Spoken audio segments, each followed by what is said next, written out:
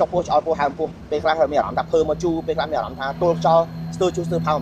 តើក្នុងវិធីសាស្ត្របែបហ្នឹងពេលដែលយើងមានបញ្ហាបែបហ្នឹងតើធ្វើយ៉ាងម៉េចដើម្បីឲ្យខ្លួនយើងមានសេចក្តីសុខត្រឡប់មកវិញអញ្ចឹងនេះគឺជាសំណួរមួយដែលបងប្អូនជាច្រើនក៏បានសួរមកខ្ញុំមួយរយៈនេះហើយគាត់មានបញ្ហាប្រព័ន្ធអាហារគឺដោយសារតែទី1គឺកត្តាចំណីអាហារទី1តើតើបញ្ហាអនាម័យគឺជារឿងមួយដែលលោកឪពុកម្ដាយបងប្អូនទាំងអស់ត្រូវយកចិត្តទុកដាក់បើសិនយើងខ្វះអនាម័យតាក់ទងមួយស្បែកធ្វើឲ្យយើងកើតលំមាស់តាក់ទងជាមួយសក់ធ្វើឲ្យយើងមានកែបាទឬក៏អាចរហូតដល់មានបញ្ហាកមលើក្បាលបើសិនជាយើងខ្វះអនាម័យក្នុងប្រព័ន្ធអាហារមិនខុសទេយើងនឹងមានបញ្ហាឈឺពោះរាគអ្វីដែលជាក្តីបារម្ភរបស់ខ្ញុំនៅពេលបច្ចុប្បន្នគឺមួយទៀតគឺជំងឺខ្សោយពោះរាគដោយសារតែមានបញ្ហាកើនឡើងនៃការថយចុះនៃកោសិកាល្អអញ្ចឹងកោសិកាល្អមាននៅឯណាកោសិកាល្អមាននៅក្នុងចំណីអាហារនៅក្នុងបន្លែនៅក្នុងផ្លែឈើបាទ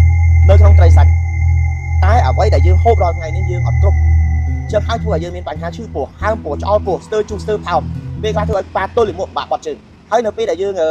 ជួបប្រទះបញ្ហារាល់ថ្ងៃទៅធ្វើឲ្យយើងមានការភើឡើងជូរដែលយើងហើយបងប្អូនមួយចំនួនធុញទ្រាន់នឹងការលេបថ្នាំពេទ្យយើងដឹងថាថ្នាំពេទ្យនេះមានបងប្អូនយើងសួរថាចុះអ្វីដែលជាបញ្ហាល្អឬដំណោះស្រាយល្អអានោះអីគេអញ្ចឹងខ្ញុំនិយាយពី Probiotic Plus អញ្ចឹង Probiotic Plus នេះគឺជា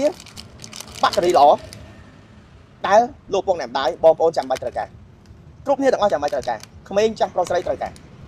កូនក្មេងគាត់ញ៉ាំដើម្បីជួយបំពន់Immune System របស់គាត់ប្រព័ន្ធការពាររបស់គាត់អញ្ចឹងនៅក្នុងបាក់តេរីល្អនេះមានទាំងការជួយទៅលើប្រព័ន្ធរំលាយអាហារជួយទៅលើផ្លូវដង្ហើមហើយនឹងទៅលើស្បែករបស់យើងជាពិសេសតើតោជាមួយនឹងកូនក្មេងដែលគាត់ឧស្សាហ៍ក្អកផ្ដាសាយរលាកពងកគាត់ញ៉ាំទៅឧស្សាហ៍ជួយពួនញ៉ាំទៅឧស្សាហ៍រាកតិចផ្ដាសាយល្អគាត់ញ៉ាំបាក់តេរីល្អដើម្បីជួយបំពេញរាងកាយចុះសម្រាប់មនុស្សធំដែលគាត់មានបញ្ហាប្រព័ន្ធរំលាយអាហារធ្វើម៉េចញ៉ាំដើម្បីបង្កើនកោសិកាល្អ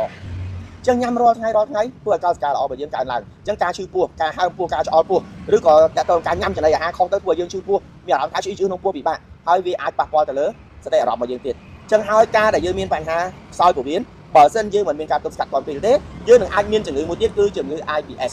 បាទន័យថាឈឺពោះហើមពោះឆ្អល់ពោះអារម្មណ៍ខ្វល់ខ្វាយដេកយល់សពច្រើនធ្វើការចងចាំនៃការភ្លេចភ្លាំងជាពិសេសគឺភាពស្មុគស្មាញបងប្អូនដឹងថានៅពេលដែលយើងឈឺឆ្អល់ក្នុងពោះយើងមានអារម្មណ៍មិនអញ្ចឹងហើយថ្ងៃនេះខ្ញុំចង់ចែករំលែកតទៅ Probiotic Plus គឺជាដំណោះស្រាយល្អបំផុតសម្រាប់លោកពុកម្ដាយដែលមានបញ្ហាប្រព័ន្ធរំលាយអាហារហូបមួយថ្ងៃមួយកញ្ចប់ងាយស្រួលក្នុងការហូបមិនមានគេថារសជាតិល្វីងឬក៏ពិបាកក្នុងការហូបគ្រាន់តែហែកជាកញ្ចប់ចាក់អកចូលក្នុងមាត់ឥឡូវខ្ញុំធ្វើឲ្យពុកម៉ែបងប្អូនមើលបាទយើងហែកមកបាទហើយយើងចាក់អកចូលក្នុងមាត់